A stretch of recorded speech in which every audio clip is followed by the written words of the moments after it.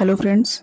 राष्ट्रीय घटनाक्रम की जो सूची हमने कल डिस्कस की थी उसमें से महत्वपूर्ण टॉपिक्स जो है अभी हम कवर करेंगे और आप लोग ध्यान से सुनिएगा। सुनने के साथ अगर आप चाहते हैं तो इसको नोट डाउन कर सकते हैं।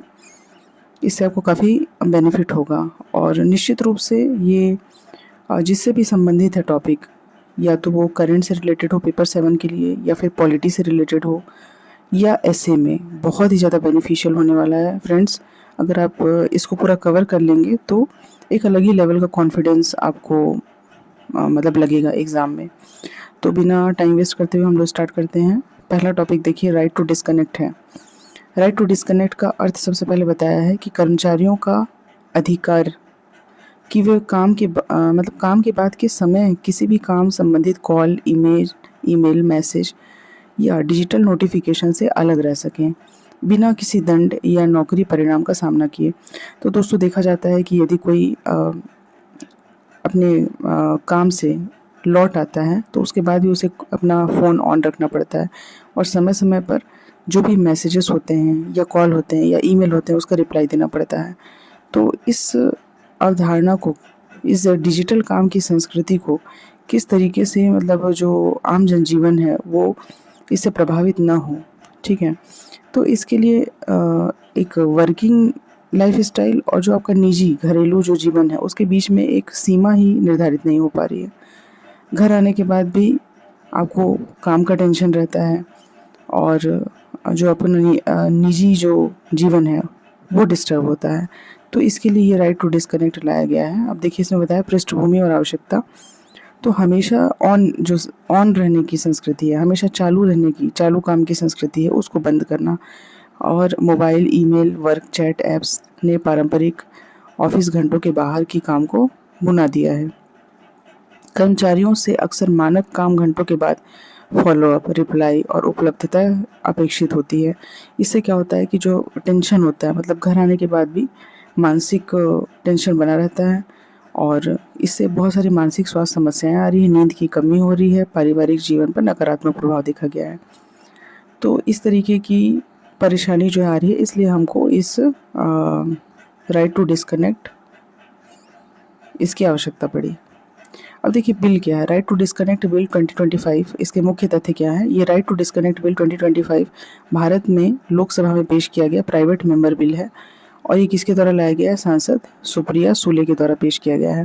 इसका उद्देश्य क्या है, कर्मचारियों की काम के बाद निजी समय सुरक्षित करना और डिजिटल ओवरवर्क से सुरक्षा प्रदान करना। इसके प्रस्तावित क्षेत्र क्या है, यह बिल सभी कर्मचारियों के लिए लागू हो सकता है। यह डिजिटल संचार, कॉल, ईमेल, मैसेज को भी शामिल करता है।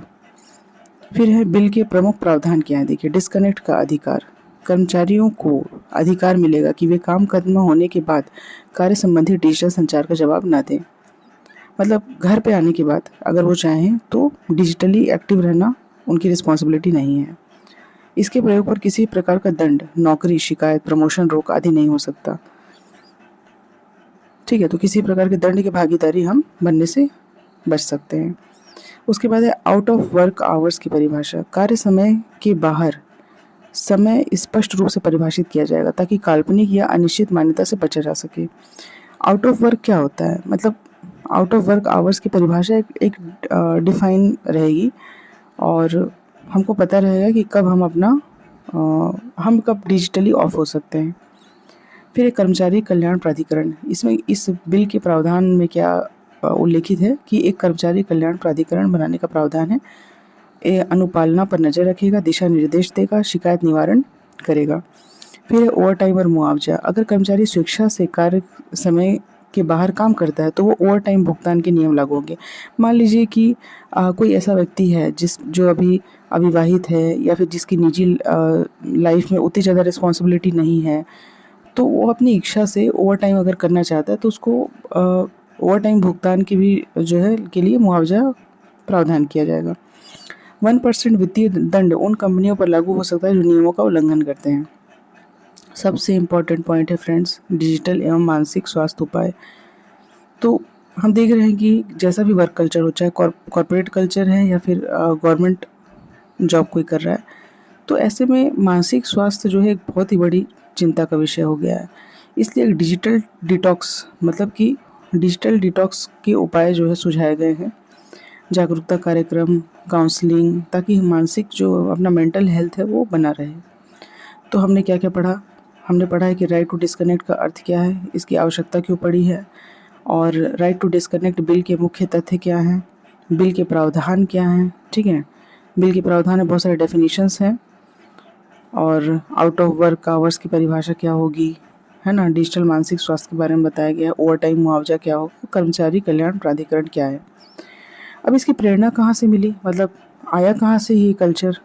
तो देखिए, यूरोप में सर्वप्रथम फ्रांस ने 2017 में राइट टू डिस्कनेक्ट को कानूनी रूप दिया था। बाद में बेल्जियम, आयरलैंड, स्पेन, पुर्तगाल और हाल ही में ऑस्ट्रेलिया ने इसे कानून के रूप में अपनाया। ये दुनिया भर में वर्क लाइफ बैलेंस के लिए एक वैश्विक श्रम मानक बनता जा रहा है। तो यूरोपियन कंट्रीज़ से आई है ये अवधारणा। इस बिल की ज़रूरत क्यों थी?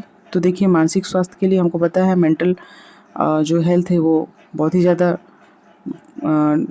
मतलब तनाव, चिंता और बर्नआउट जैसे परेशानियां बढ़ रही हैं। वर्क लाइफ बैलेंस, काम और निजी जीवन की सीमा जो है वो बनाई नहीं रखी जा पा रही है, और उसमें एक दोनों की जो सीमा के बीच में लाइन नहीं खींच पा रहे हैं। उत्पादकता, अध्ययनों से पता चला है कि विश्राम और पौष्टिक संतुलन से कर्मचारी अधिक प्रभावी और रचनात्मक होते हैं। मतलब कितने भी आवर्स आप काम करा लीजिए, लेकिन उसमें देखा जाता है कि जो उत्पादकता होती है, मतलब आउटपुट रेशियो है, बहुत कम हो जाता है, इसलिए ज़रूरी है। फिर कानूनी वैकेंसी, भारत के वर्तमान श्रम कानून डिजिटल अलगाव को स्पष्ट रूप से सुरक्षित नहीं करते हैं। अब देखते हैं बिल के लाभ क्या हैं। ठीक है, तो इसके बिल के लाभ में ये होगा कि काम जीवन संतुलन मजबूत हो सकेगा, मतलब वर्क लाइफ बैलेंस सही हो सकेगा, मानसिक स्वास्थ्य सुधार हो सकता है, कम बर्नआउट, कम तनाव, औद्योगिक तनाव और काम के बाद थकान कम होती है, कर्मचारी अधिकारों में नया आयाम जुड़ता है, और उत्पादकता तथा कार्यनिष्ठा बढ़ना संभव है। तो ये हो गए इसके महत्व। तो चुनौतियाँ देखते हैं ना, चुनौतियाँ क्या क्या हैं?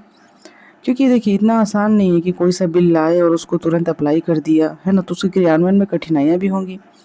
जैसे क्या क्या कठिनाई हो सकती है? भारत की विविध कार्य संस्कृति।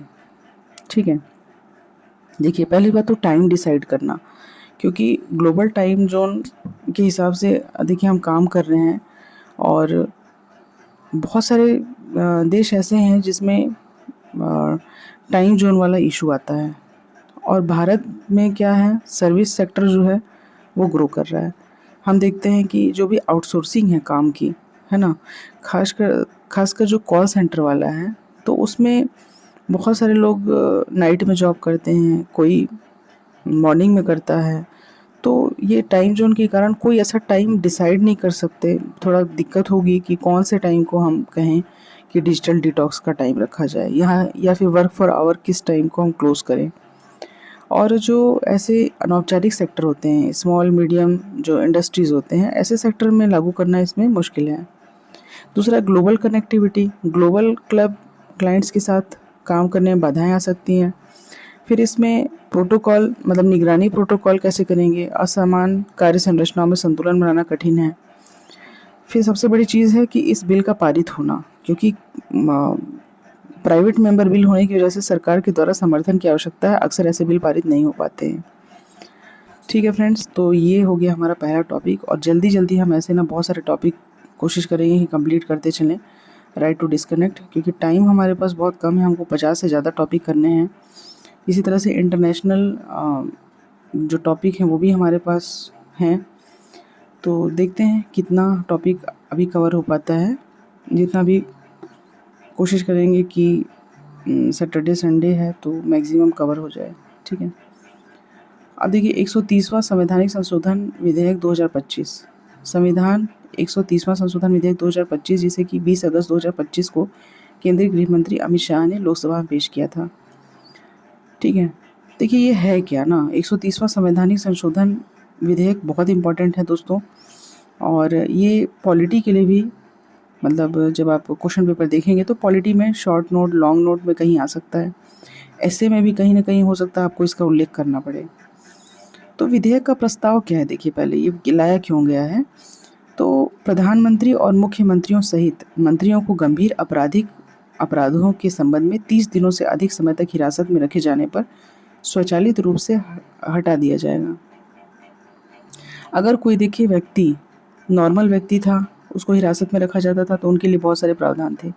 लेकिन अब जो वीआईपी कल्चर है ना, प्रधानमंत्री और मुख्यमंत्री सहित जितने भी मंत्री हैं, अगर वो गंभीर आपराधिक अपराधों से संबंधित हैं और 30 दिनों से अधिक समय तक हिरासत में रखे जाते हैं, तो उन्हें स्वचालित रूप से या तो हटा दिया जाएगा या फिर निलंबित कर दिया जाएगा।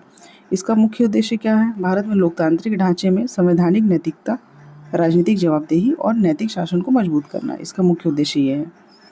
ठीक है, इतना आसान नहीं है। अब देखिए हमको इसमें क्या करना पड़ेगा, संविधान के जो अनुच्छेद है उसमें संशोधन करना पड़ेगा। तो कौन कौन से अनुच्छेद हैं, ये फैक्ट आपको याद करना पड़ेगा। अनुच्छेद 75, 164, 239 AA, इसमें संशोधन करना पड़ेगा। तो ये 3 अनुच्छेद हैं जिसमें संशोधन करना पड़ेगा। और प्रावधान मैंने बता दिया कि प्रधानमंत्री और मुख्यमंत्री सहित जितने भी मंत्री हैं, यदि वो 30 दिन से अधिक आते हैं हिरासत में तो उन्हें निलंबित कर दिया जाएगा।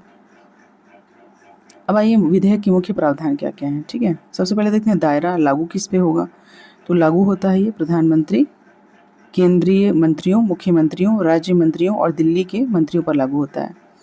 ट्रिगर करने की शर्तें क्या है? यदि उपरोक्त पदधारकों में से किसी को 5 साल या उससे अधिक की कैद की सजा वाले अपराध के संबंध में लगातार 30 दिनों तक गिरफ्तार और हिरासत में लिया जाता है। ठीक है, ये इसकी शर्त है। 5 साल या उससे अधिक की कैद की सजा वाले अपराध के संबंध में 30 दिनों तक गिरफ्तार और हिरासत में लिया जाता है। हटाने का तंत्र क्या है, मतलब हटेगा कैसे ये? तो केंद्र स्तर के लिए राष्ट्रपति प्रधानमंत्री की सलाह पर मंत्री को हटाएंगे। यदि कोई सलाह नहीं मिलती है तो 30 दिनों के बाद पद जो है वो अपने आप खत्म हो जाएगा। तो केंद्र स्तर के लिए राष्ट्रपति हैं जो कि प्राइम मिनिस्टर की सलाह पर करेंगे, है ना। राज्य स्तर पे देखेंगे तो राज्यपाल हैं जो कि मुख्यमंत्री की सलाह पर कार्रवाई करेंगे। और दिल्ली के लिए अगर होता है तो उपराज्यपाल रहेंगे जो इस तरह की प्रक्रिया का पालन करेंगे। पीएम या सीएम को हिरासत के 31वें दिन तक इस्तीफा देना होगा, अन्यथा वे अपने पद को छोड़ देंगे। तो बहुत इंपॉर्टेंट है, देखिए अगर वो 31वें दिन इस्तीफा नहीं देते हैं तो अपने आप मतलब पद निरंक माना जाएगा। पुनर्नियुक्ति खंड, ऐसे व्यक्तियों की रिहाई या बरी होने के बाद फिर से नियुक्त किया जा सकता है। अगर वो व्यक्ति जो है निर्दोष साबित होते हैं, है ना, बरी हो जाते हैं, तो फिर क्या किया जाएगा, उनको फिर से नियुक्त किया जा सकता है। सुरक्षा उपाय देखिए, यदि 30 दिनों के भीतर जमानत मिल जाती है तो पद से हटाने का फैसला लागू नहीं होगा। ये इंपॉर्टेंट पॉइंट हो गए। अब हम आते हैं उद्देश्य क्या है इसका, है ना। उद्देश्य ये है कि नैतिक शासन को बनाए रखना। जैसे कि गंभीर अपराध होते हैं उनके लिए न्यायिक हिरासत में रहते हुए मंत्रियों को पद पर बने रहने से ये रोकता है। देखिए फ्रेंड्स, अभी हाल ही में हमने देखा था कि दिल्ली के जो मुख्यमंत्री थे श्री अरविंद केजरीवाल जी, ठीक है, वो हिरासत में थे और वहाँ से सारा संचालन हो रहा था। हालांकि उस समय ये साबित नहीं हुआ था, है ना, जिन भी अपराध के लिए उनको हिरासत में लिया गया था वो उस समय सिद्ध नहीं हो पाया था। लेकिन उससे पहले भी हम बहुत सारे ऐसे उदाहरण देखते हैं, जैसे कि चारा घोटाले के समय बिहार के जो मुख्यमंत्री जी थे उनका केस था, या और भी जो दूसरे स्टेट हैं उनमें कई बार ऐसा होता है कि कोई मंत्री जो है वो हिरासत में है और वहाँ से पूरा अपना संचालन करता रहता है। तो ऐसी स्थिति में अगर गंभीर अपराधों के लिए न्यायिक हिरासत में रहते हैं और वो पदों पर भी बने रहते हैं तो उससे ये रोकता है, क्योंकि ये देखिए एक अच्छा एग्जाम्पल सेट नहीं करता ना। लोकतंत्र में नैतिकता बहुत आवश्यक है। लोगों का ट्रस्ट बना रहे कि हमारा जो नेता है, हमारा सीएम है, हमारा पीएम है, वो कम से कम अपराधों से मुक्त होना चाहिए। एक सही जो है एग्जाम्पल जो है वो सेट होना चाहिए।